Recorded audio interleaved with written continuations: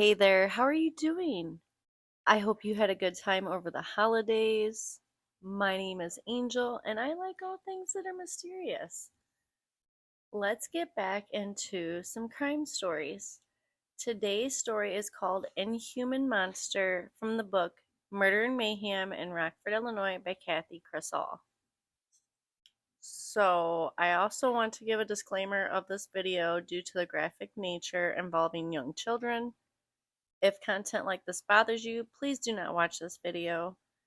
This story reminds us that monsters are lurking in the dark and to keep a close eye on our children. Little Richard Tebbets lived in Rockford in the early 1900s. His life was not an easy one. His parents divorced and his mother had to struggle to support her 5 children. She worked as a cook at several local hotels like the Chick House and the Jarvis Hotel. But Richard, or Little Dick, as most people knew him, made the most of it.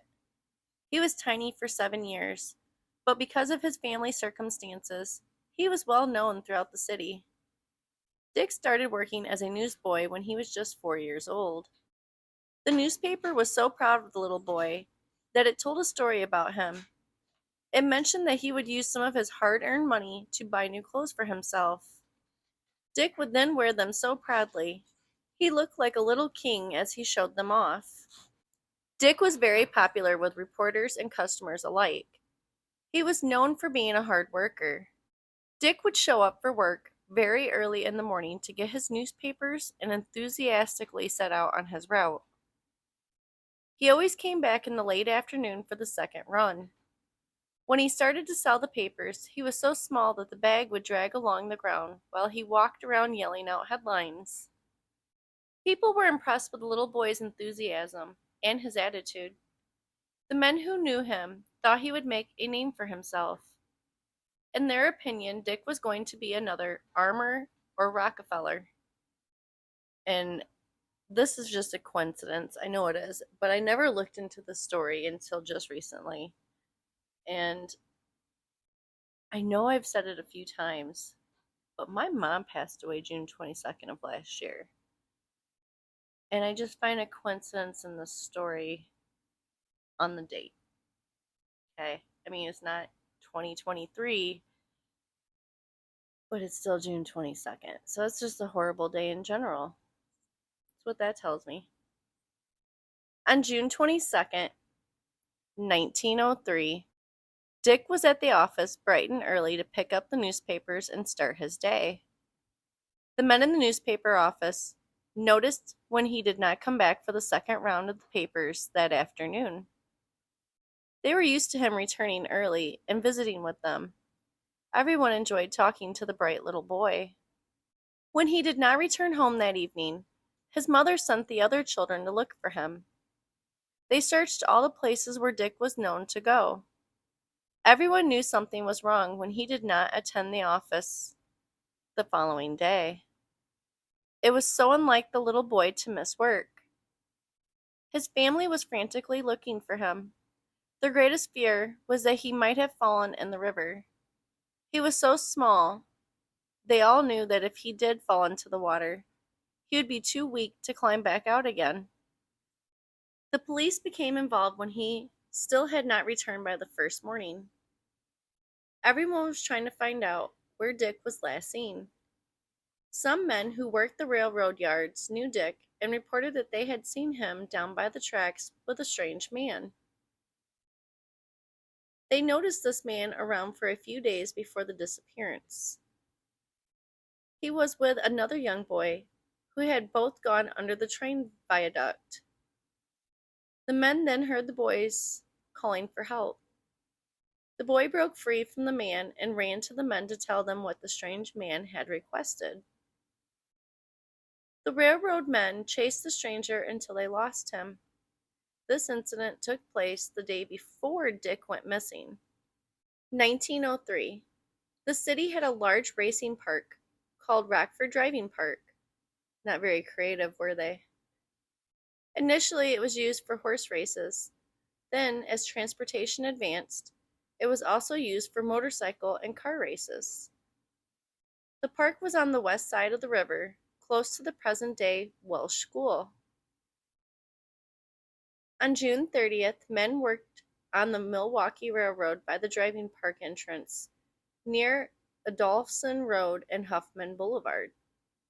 It was around 2 p.m., and the section foreman, Christian Heyer, was talking to a farmer whose field was by the train tracks when he noticed something in the grass. He walked closer and was at first confused by what he saw. It took a moment for his brain to comprehend what he was seeing. He quickly backed away. The mysterious disappearance of the little boy had been solved most horribly. Chief Bargren and Coroner Frank Marsh arrived on the scene about the same time. The two seasoned professionals were sickened by the sight that lay before them. The tiny body of Dick Tebbets was lying on his back and was mutilated. He was naked except for his shirt, which was bunched up around his chest. His pants were a few feet away from his body, and his newspaper bag lay on the other side. His suspenders were wrapped around one of his wrists. Several clues were evident at the scene. There were unsold papers that were dated June 22nd, the day Dick had last been seen. Some pennies and nickels must have been from sales scattered on the ground, and there was a small bag of candy inside the newspaper bag. Chief Bargren gently removed the gag from the boy's mouth, and several of his teeth came with it. The child had been beaten and cut in a manner that neither the chief nor coroner had ever seen. Coroner Marsh tenderly wrapped the tiny body in a sheet and transported it to his undertaking rooms on South First Street to prepare it for an inquest. E.S. Tibbets, the boy's uncle, identified the body to spare both of the parents from seeing the awful condition of their son. Dr. Toot, who knew Dick, also identified him. Dr. Toot also examined the boy's body. He declared that a very sharp knife had mutilated the body. Dr. Toot also testified that the state of decomposition led him to believe that Dick had been killed on June 22nd, 8 days before being found. Dick's father, A.L. Tibbets, also testified about the separation between the parents years previously. He did not live with the rest of the family, but stayed in a boarding house at 718 Elm Street. He told the jury the details of the family's search all through Rockford, Belvedere, and Marengo. The mother spoke next. She testified that she did not see Dick on June 22nd because he was sleeping when she left for work, but her daughter had seen the little boy around 7 o'clock in the morning selling papers on the street. The devastated mother told the jury of the last time she had seen the child. He was speeding through his prayers the night before his disappearance, and she chastised him. "All right, Mama," he said before starting them over. These words were the last he ever spoke to her. The mother's grief was almost too much for spectators to bear.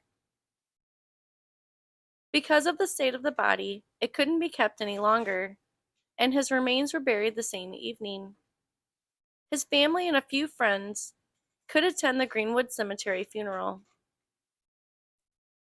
There's a lot of people at Greenwood Cemetery. I've been there so many times through so many of these stories. It's crazy. A few days after Dick's body was discovered, a little boy in Beloit reported to police that he had escaped from a man who matched the description of the man who the railroad men chased away. In August, Rockford headlines blurred the news that two more boys had been found murdered. Their bodies left in the same condition as Dick's.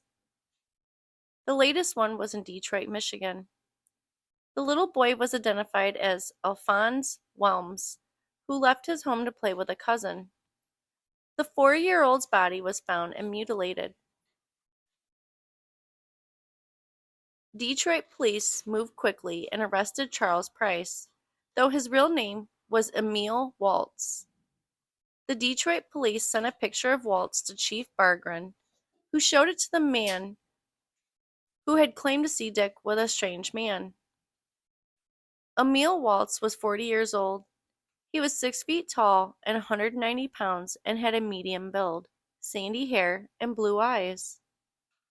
He had scars from gunshots above both knees and on the left side of his chest. Waltz had been arrested in Michigan before for grand theft and served time in Ohio and Michigan prisons, including a manslaughter charge. Waltz traveled to Toledo, where he was arrested and returned to Detroit. While Waltz claimed to be innocent of the murders, he did verify that he was in Rockford during the time Dick was murdered. Police checked Waltz's story and discovered he used the alias Ol Walters in Rockford. He stayed at the home of John Lindstrom and worked at the Forest City Furniture Company between June 14th and June 20th. Lindstrom reported to police that Walters left his house without paying his rent on June 22nd, the same day that Dick was killed. Waltz was found guilty of the murder of Alphonse Wilms after a 6-week trial and sentenced to life in prison. He was sent to the jail in Marquette, Michigan. Waltz was not intimidated by incarceration and would constantly break the rules and challenge authority. His anger, constant taunting, and physical attacks kept the other prisoners and the guards on edge. Once Waltz was somehow able to purchase liquor and attacked a prisoner with a large knife. Authorities were unable to discover where he acquired the blade. They did, however, find that he had bought the liquor from one of the guards. The sheriff was suspended for this charge. On July 23, 1905, Waltz was again in trouble for breaking a rule. When he was taken to the office to be reprimanded, he defied the guards and then pulled a large knife from under his shirt and threatened them all with it. One of the guards, Deputy Catlin, grabbed a nearby wooden chair and was going to use it against Waltz. Waltz lunged toward the guard, but instead of attacking him with the knife, he belted out a wild yell and then plunged the knife into his side. This guy's crazy. He stabbed himself. He yelled at the guard and then stabbed himself. Not to mention all them little boys that he killed, too. The man suspected in Dick's death died without confessing to his murder. The arrest of the child killer gave Rockford some relief, even though he was never charged with the death of little Dick. His death brought many unanswered questions. The main one was what compelled this man to murder and mutilate little children. Authorities never got their questions answered, though specialists, called alienists during that time, could interview Waltz and answer a few. Never heard of. Okay. Continue. The terms cannibal and pedophile are, unfortunately, more familiar to us now than they were at the turn of the century. But that does not mean that the crimes are better understood now than they were then. Every citizen in Rockford felt the death of little Dick Tebbets. This little son, well known and remembered for his hard work, enthusiasm, and trusting nature, represented all of Rockford's children. The fact that little Dick could be taken and murdered meant that any child could. The fear that held every parent in their grip had never been experienced at this level before this little child's death. The fact that a total stranger could hurt one so small was inconceivable. Unfortunately, it would not be the last time that fear was felt in this city. And that is the end of that story, guys.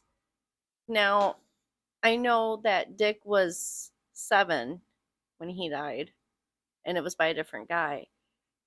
But I also covered the story of Joey Didier, who was a teenage paper boy who also got killed while he was working as a newspaper delivery boy.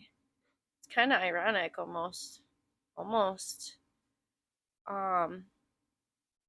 Anyways, I should leave a card so that you guys can check out the Joey Didier story if you'd like. And, you know, I would love to hear what you guys think about this story down in the comments. And if you like this video, give me a thumbs up. And if you'd like to see more videos like this, please subscribe. And as always, I appreciate you and I hope you have a great day. Thank you. Bye.